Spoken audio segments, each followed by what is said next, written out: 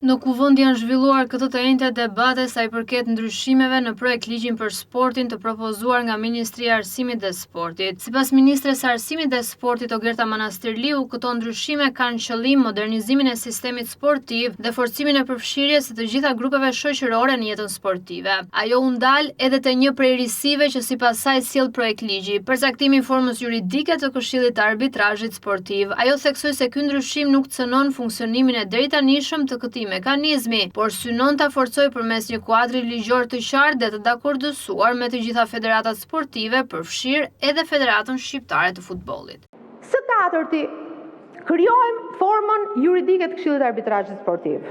Ju kam ndjekur edhe për pyetjet tuaja, kam pasur një sqarim shumë gjatë dhe me Federatën Shqiptare të Futbollit, sa i përket të gjithë procesit, duhet të jeni të bindur që në të gjitha hallkat, qoftë të hartimit të këtij projekt ligji me ndryshimet që propozon, qoftë edhe deri në momentin e fundit, pasi ky projekt ligj ka ardhur për shqyrtim në muajin janar të këtij viti dhe është diskutuar në komision javën e shkuar dhe po vjen sot, kemi patur të gjithë vullnetin e mirë për të diskutuar me të gjitha federatat dhe me Federatën Shqiptare të Futbollit.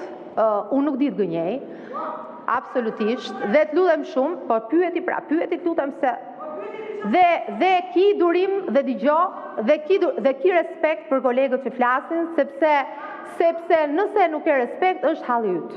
Këshilli i Arbitrazhit Sportiv mbetet në formën dhe mënyrën se si do të organizohet njësoj dhe pas atij ndryshimi që ne po propozojmë sot, i cili rregullon vetëm formën juridike. Pra si do të regjistrohet Këshilli i Arbitrazhit Sportiv në gjykatë.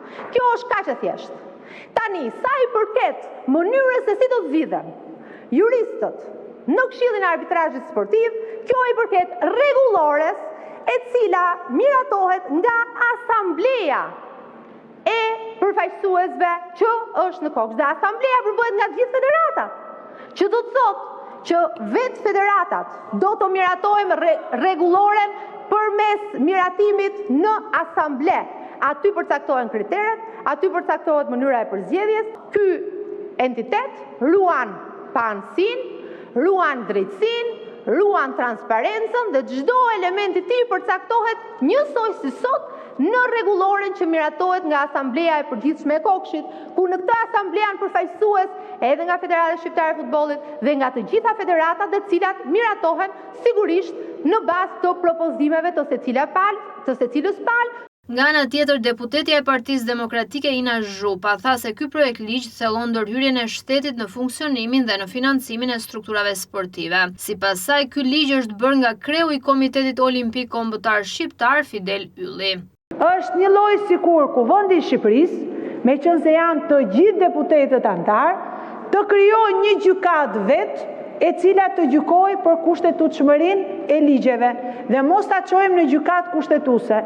Ta ngrini ju këtu dhe normalisht do vendosi mazhoranca se ju i keni votat se kush do të jenë gjyqtarët dhe ju pastaj do të gjykoni një ligj a është antikushtetues apo jo. Këtë doni të bëni dhe me Kokshin, duke qenë se aty janë gjitha federatat, po ama gjitha federatat nuk janë dakord me mënyrën se si qeveriset Kokshi dhe mund të kenë dhe problematika me Kokshin, siç kemi ne si deputet opozite me mënyrën se si drejtoni ju kuvendin dhe mazhoranca sillet në kuvend. Këta tani duhet ta kenë garancinë e drejtësisë te gjyqtarët që do vendosi Fidel Ylli dhe Kokshi, meqense asambleja, që do të thotë shumica e asamblesë, ka marrë atë vendim. Ja këtë sillni ju. Ka logjik kjo, zoja ministre? Ka logjik që palat vendosi gjyqtarët dhe të shkojnë gjykim me palën tjetër? Këtë bëni ju. Këtë keni bërë. Dhe vini këtu dhe thoni, po bëjmë arritje për sportin. Hajde, votojmë një amendament të paktën që ndryshon kasin dhe që jep garanci federatave që nuk do të vendosi Fidel Ylli gjyqtarët edhe arbitrazhin dhe pastaj do të shkojë si palë atje, por të jenë të gjithë të barabartë të paktën para kasit. Dhe të gjitha ndryshimet që ju sillni, këtë fshehin një ligj fidelist që i shërben vetëm interesave klienteliste të Kokshit dhe të Fidel Yllit. Zhupa tha ndër të tjera se nuk mund të ndërhyjë shteti në çdo formë organizimi dhe të futet edhe në sport.